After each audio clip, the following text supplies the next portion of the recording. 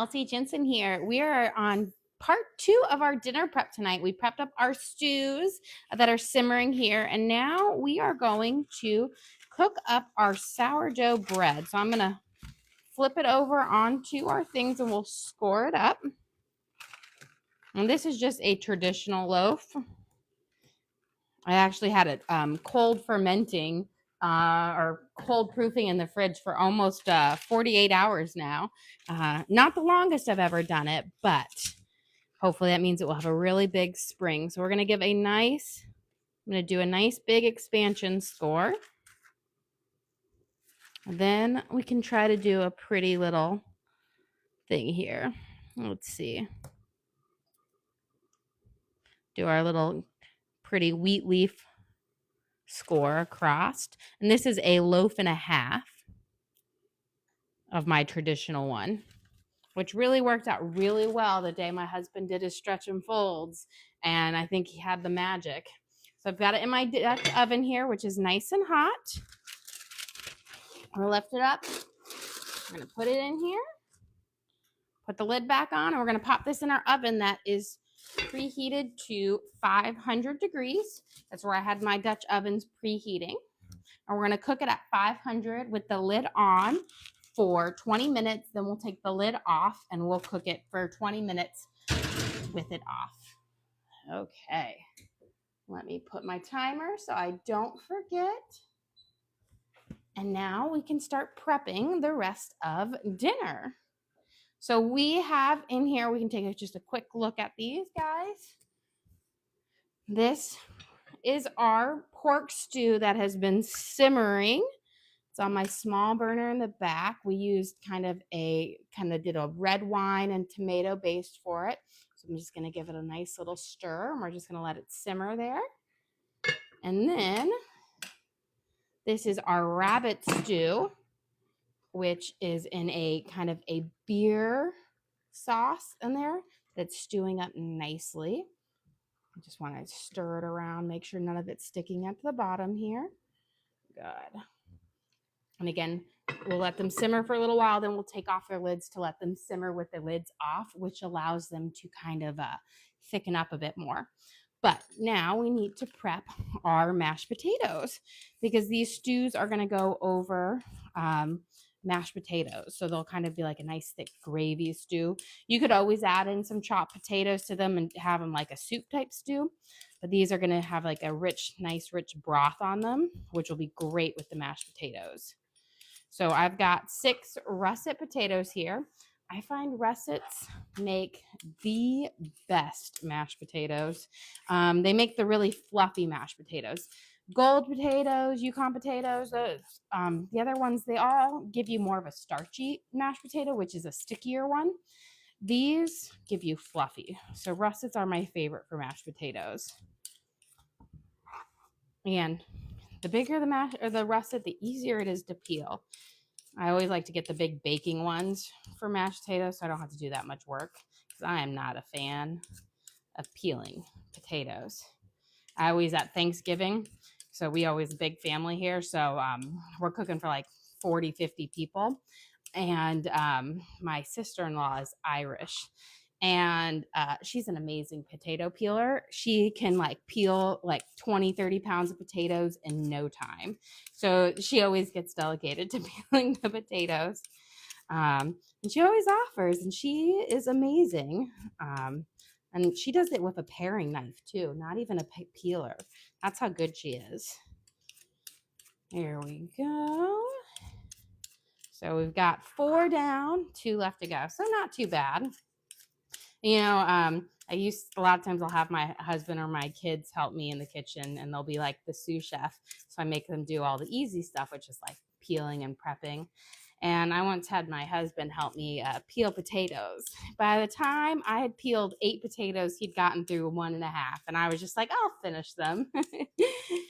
He's not quite as comfortable with a peeler as I am. You get more comfortable in the kitchen with time. And then once we have these all peeled up, we're going to pop them we're going to cube them. We'll put them in our water to boil up so we can have some delicious mashed potatoes. That will just go great with this. Kind of elevates it too, makes it a little bit nicer for a Sunday dinner than just a plain old soup. Okay. We're going to cube them. So I'll cut each one in half and then quarter. And then we just ideally want our potato pieces to be roughly the same size. You don't want to have any that are super huge because you want your potatoes to cook up evenly. And if you got some really big ones in there, what will happen is you'll end up with chunky mashed potatoes instead of soft and fluffy. And then unfortunately with russet potatoes, the longer you cook them, they kind of disintegrate. So you want them to be as even as possible so that you can have nice fluffy mashed potatoes and not chunky ones. There we go. And I have my little pot over there. We can put our first set in. That way I have a little bit more room. And there we go. And I do not put salt in my water when I'm boiling them. I just add the salt to my mashed potatoes later. And that just ends, I find that you don't add as much salt that way because potatoes are like sponges. So they will soak up that salt in there and you won't really taste it as much. So I always like to add it towards the end. They say if you've accidentally over salted your soup, add in a potato and it will suck in all the salt.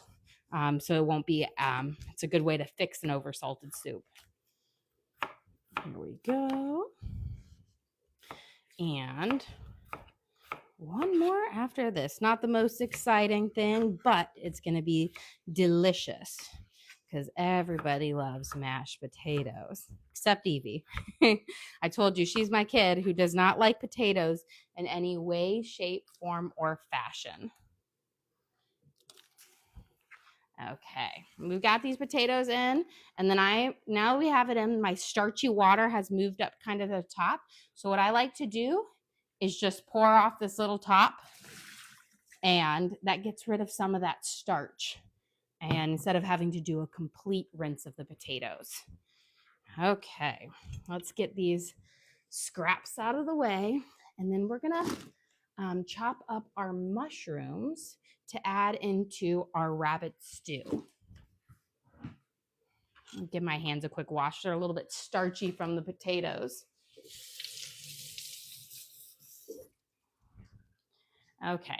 So we've got just a big handful here of baby Bellas, probably maybe 12 ounces. And we're going to slice them up nice and thin. And then we're going to add them into our rabbit stew, which will just make it delicious. I don't put them in the very beginning because I do like for them to kind of get a little things. And we're going to give them a quick saute just to bring out their flavors before we add them in. There we go. Now, you can always buy pre-sliced mushrooms, but I find the whole mushrooms, they last longer if you don't have them pre-sliced. I find the sliced ones in the store get pretty slimy pretty quickly. So I always buy my whole whenever possible because it doesn't really take you any time to kind of chop them up here. Let me grab my saute pan out. And let's see, get this water boiling. Now my stew hopefully is not blocking too much of your guys' view. And we're going to put in a little bit of olive oil into our thing. And then we're going to add our mushrooms. And I like to saute them up into our, grab the right burner on here, yes, before putting them in there because they give a nice little crispy crust on it, which makes the stew a lot, I think, better. I have a question. What's your tips for washing mushrooms? For washing mushrooms, it really depends. Certain mushrooms I don't wash because they're really fragile. If you wash them, you run them. So I just do a kind of a deep breathing ones. But if you're doing them, use cold water. And really like rinse them, but then you got to shake them and pat them dry because they're like sponges and they'll soak up. Like chanterelle mushrooms you've got to wash them because they're so full of like the pine needles and the debris that it's just no way to get those. And for those, I find that you really have to like soak them. And I kind of flash flood them with water real quick, let all that debris come off. And then I'll put them in a salad spinner and spin off that extra moisture to let it there. But there's a lot of ones like when you don't need to, if they're cleaned up, you can tell they've already been washed. And so you have to kind of look at it. So most of the time, like you buy Baby Bellas or the white mushroom ones, they've already been washed in the store and before they've been packaged up, and they even say it. So you don't need to wash those. But if I'm buying chanterelle mushrooms, which I love, but they are always full of pine needles. Let's give our potatoes a little stir here. And let me see. Oh, I got my tongs over here. Ray just sent you a gift. Oh, well, thank you, Ray. We appreciate that. It helps out, especially with our small little army over here. That's always the one thing that it is surprising. Like, I love to feed my kids kind of, like whole foods, like real food versus like prepackaged meals and stuff like that. Not that we don't do prepackaged snacks. We definitely do. But I do love cooking, so I like to cook as much as I can. And it just surprises to feed healthy foods how much it can really cost for your family and whatnot. Let's get our green beans and onions going.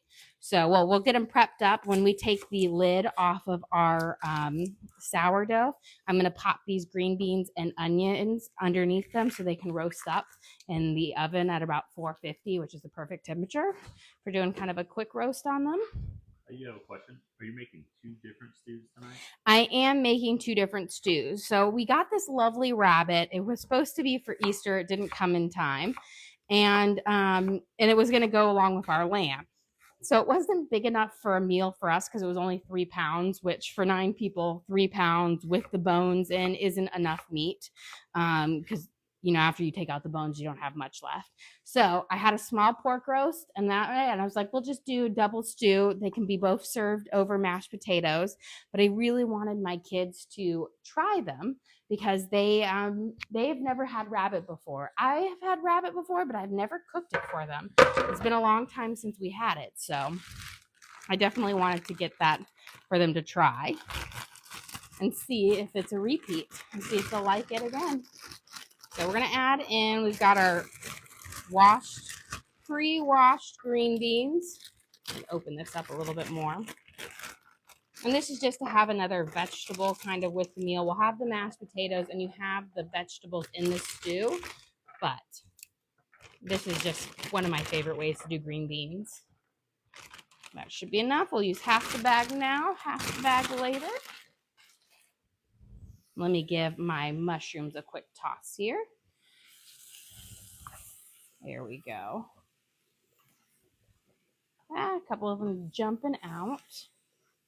We're going to let them sweat it out and we'll let them kind of get a nice brown little crispy edge on them. And then we'll season them with a little bit of salt before we put them in there. But I don't like to season them till the very end because if you put your salt on your mushrooms in the beginning, it causes them to like sweat out their liquids. And I want them to crisp up first before we sweat them out. Okay, let me go grab my garlic salt. I think I put it up between our things. There we go.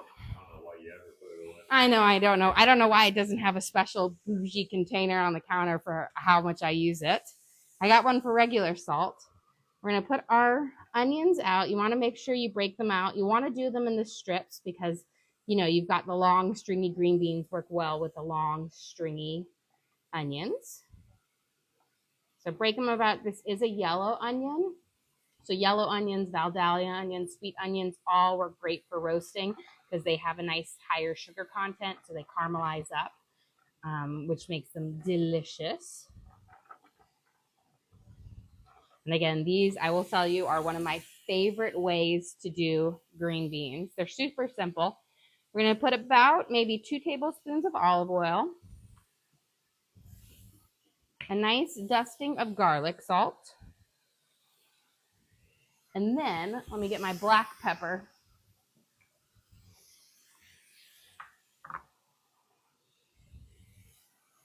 And you want to use a good amount of pepper. The pepper really adds an extra little to it. And then we're going to just get in there with our hands, toss them really well.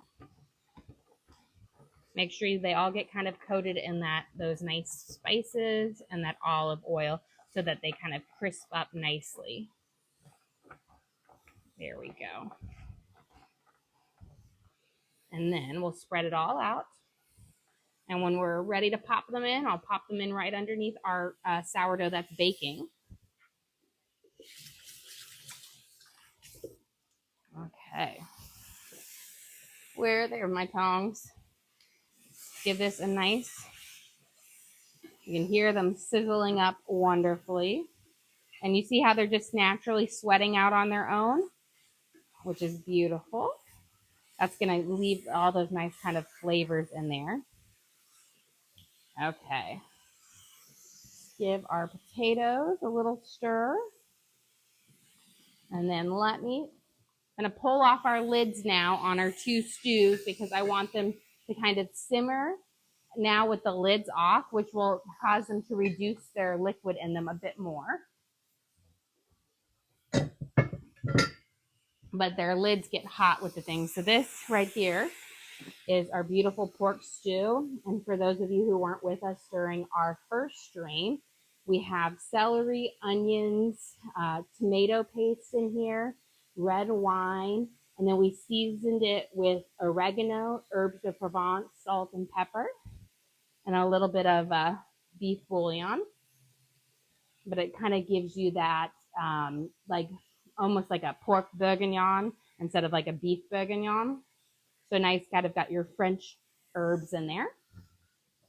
And let's go stir our rabbit around. And this one, we have the celery, carrots, and onion as well.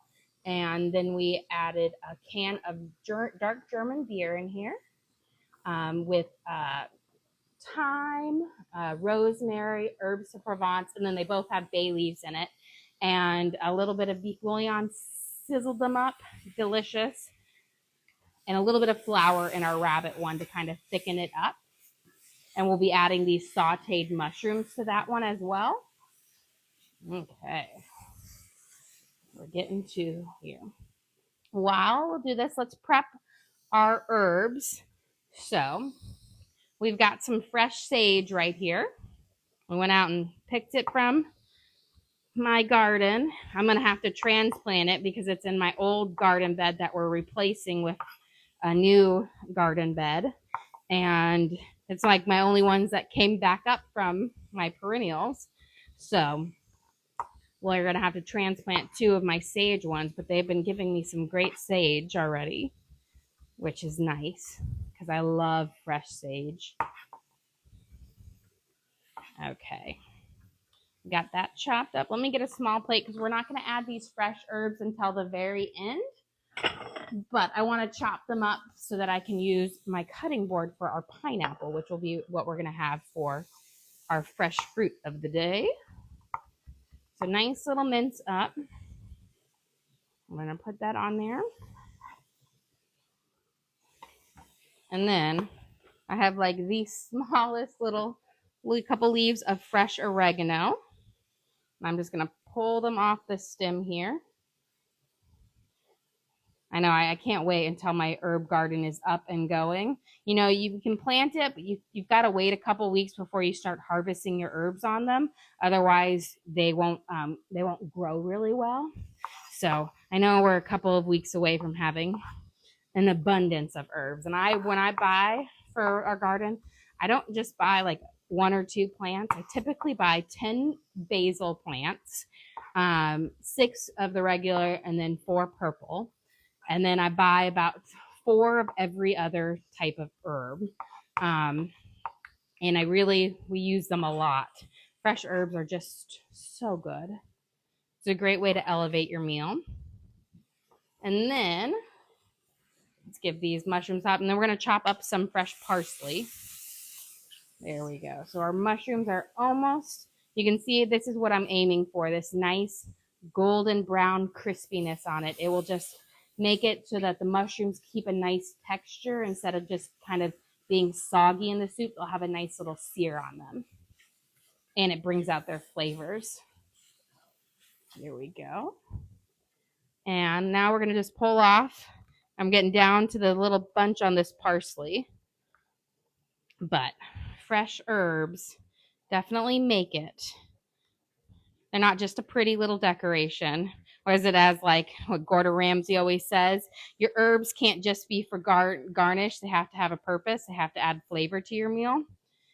And so I always think about like what herbs I'm using in it, what works well with certain meats. Like I love sage with lamb and, rosemary with beef. So there's just like certain, herbs that I use with different like flavor profiles, especially. And then also depending on how you want to cook your meal.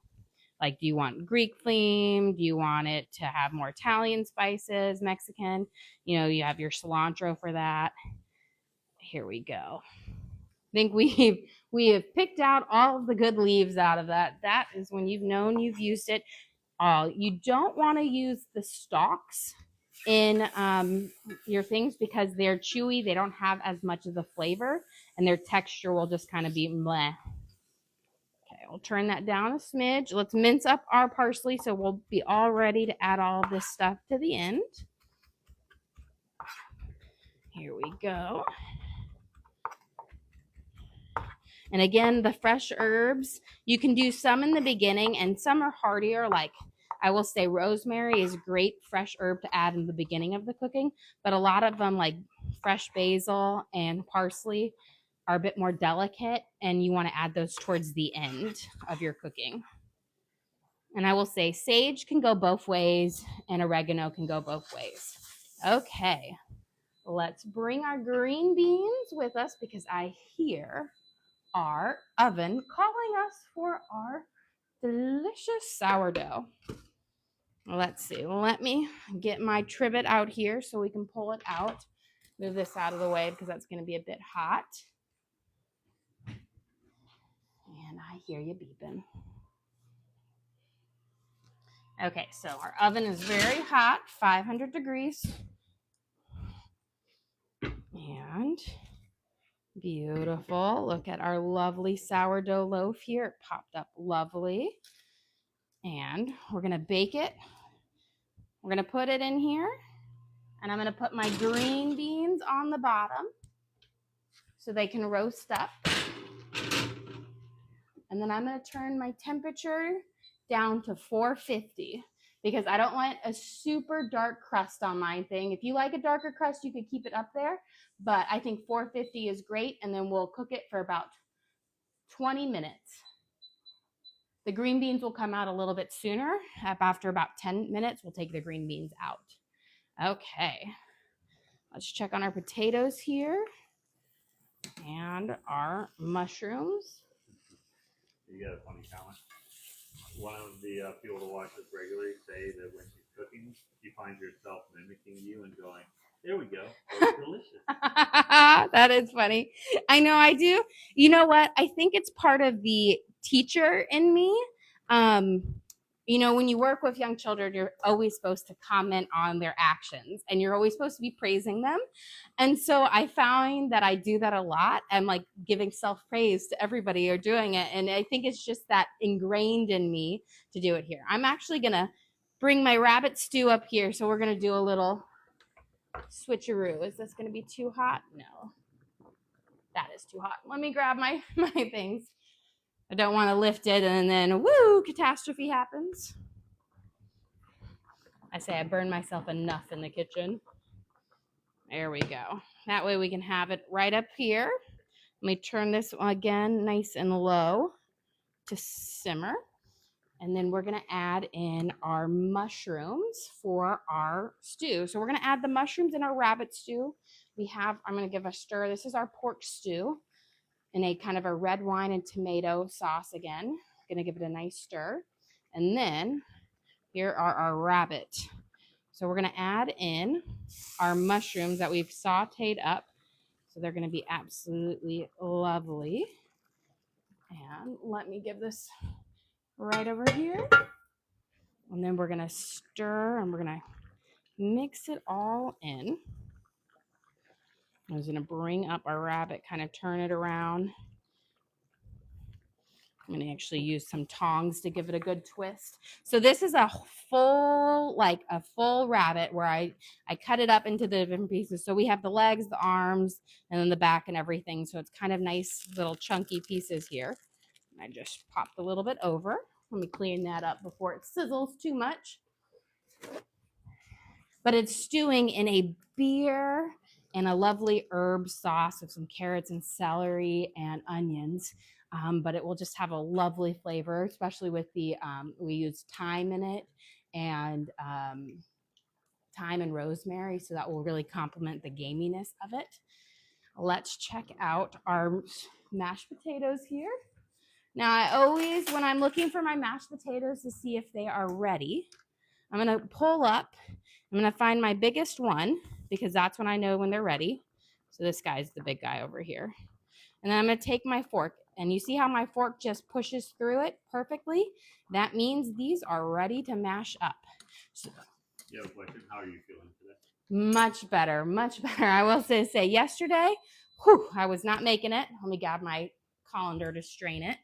But I'm feeling so much better today. I know I get migraines once a month, and when I get them, I am like just out for the count. I'm gonna use my thing because this gets a little steamy when I am straining it.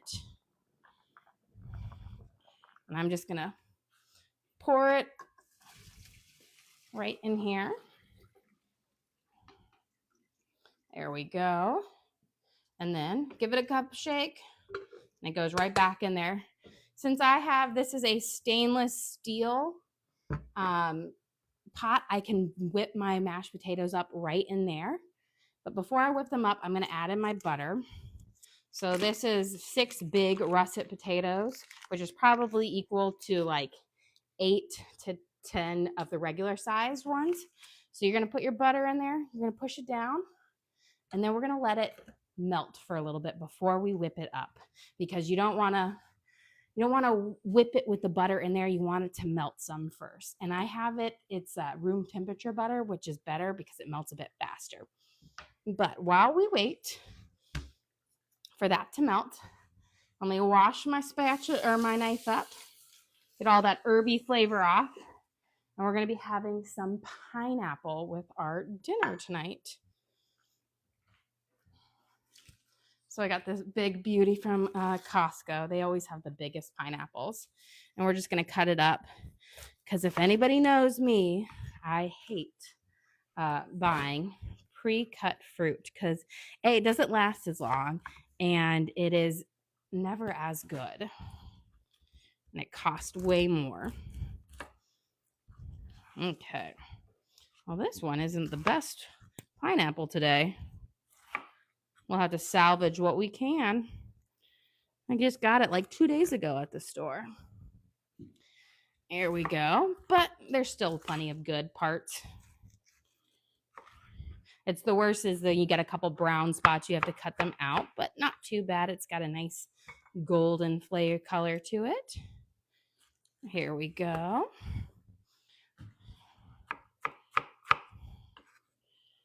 And this one. So I always take the core out first, and then we'll cut it again. And then you can just slide your blade right down the skin part. You don't want to get too close because you don't want to pick where the seeds are.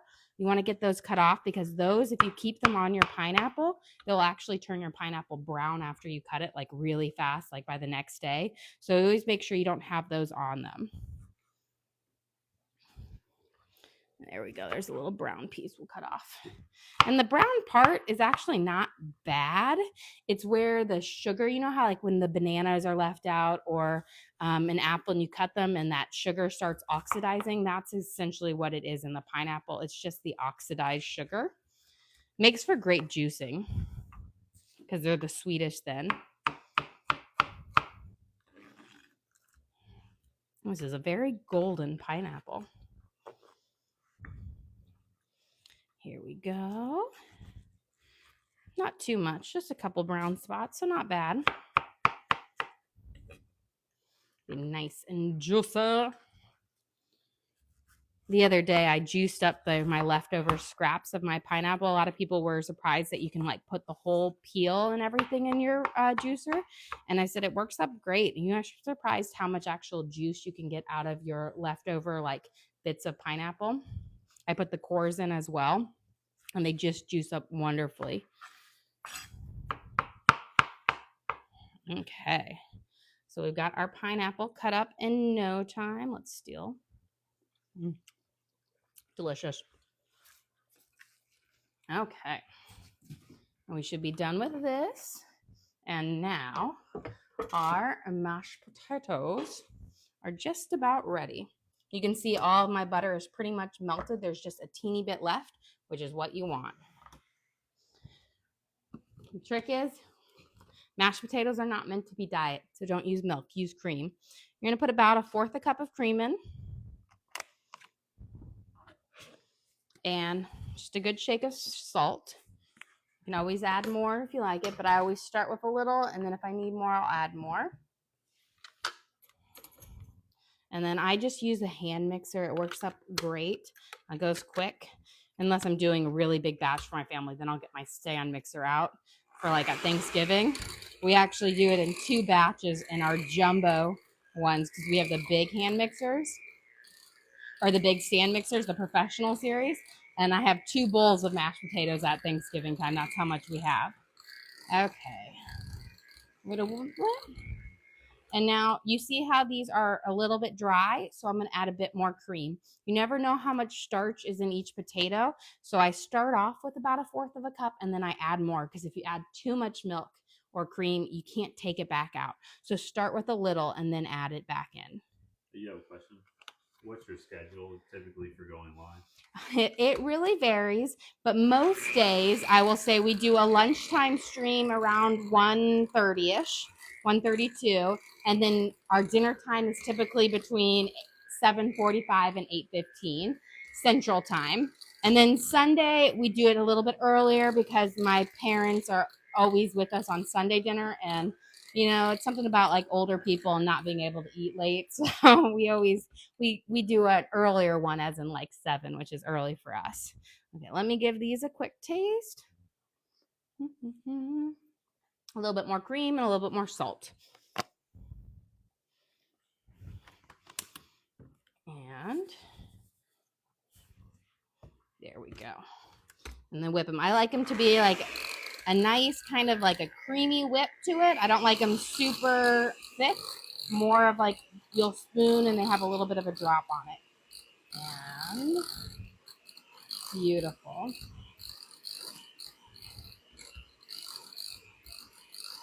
There we go. And then what I like to do, we have it here, and right before, I'm going to cut a little pats of butter on the top so that they kind of melt in, and then I mix them in at the very, very end so that you have kind of like a little butter swirl in them. Have you ever tried adding like Hidden Valley Ranch packets?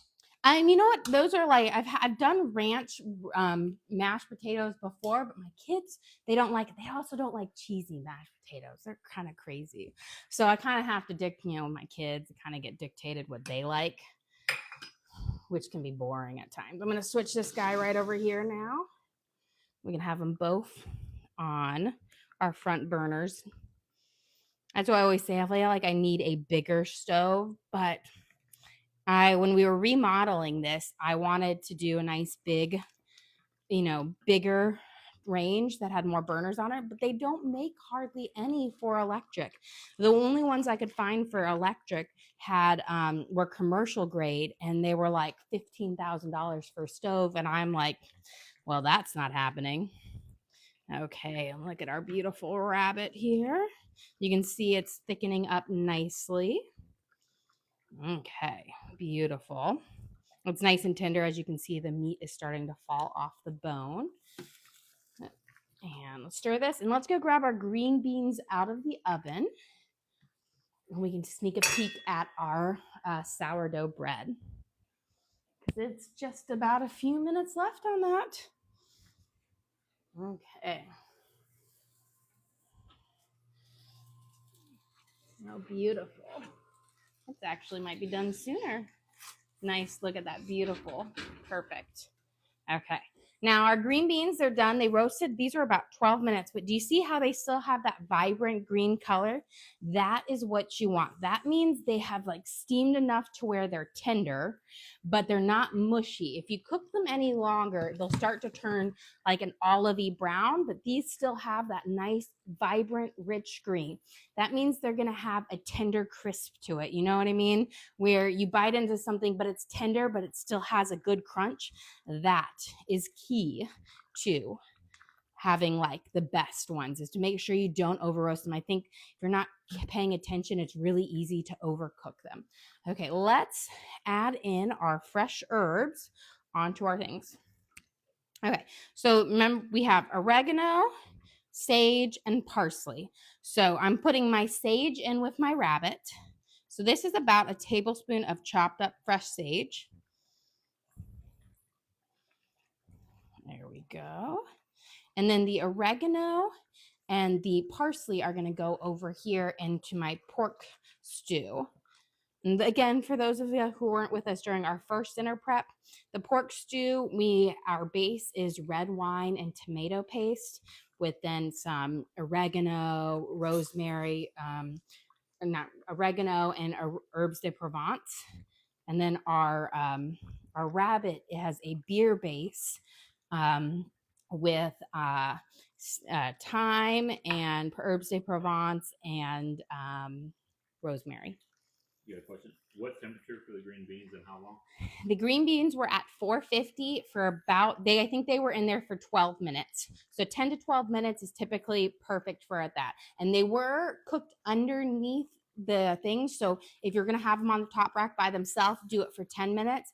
But when you have something on top of them, the heat doesn't go directly to the food. So it takes a little bit longer. You know, it's like when you bake up your like cookies, the second batch underneath never cooks as fast. That's the same thing. Anytime there's heat blocking it, you don't have that. So we're going to stir in our delicious herbs here. And you can see it's just forming this just lovely kind of thick gravy. And we did use, in this one, we did use a little bit of flour, about 2 tablespoons of flour when we were searing it off. That just adds just nice little thickness to it, which over here, the tomato paste really adds for the thickness of in this one.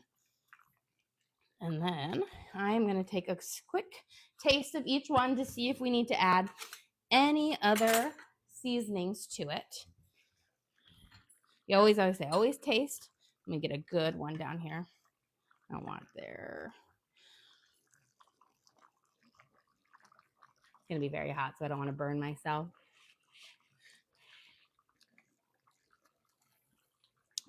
Delicious. You can really taste the herbs de Provence in there. Herbs de Provence, you can buy it at your regular grocery store, but it is a great kind of like all-around spice mix that have like all the flavors that you find in like traditional French cooking.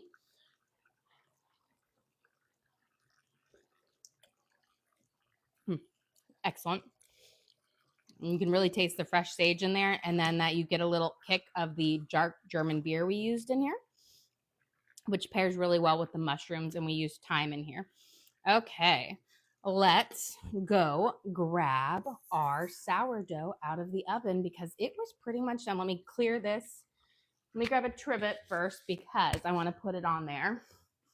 So we've got our mashed potatoes right here.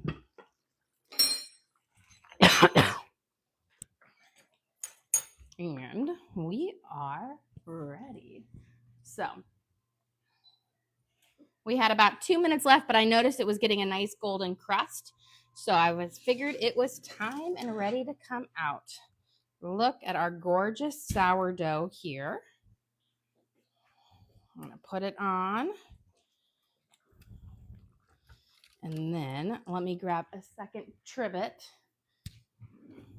because I do like to take it out of my thing as quick as possible because it will continue to cook on its own in the Dutch oven because it retains its heat well.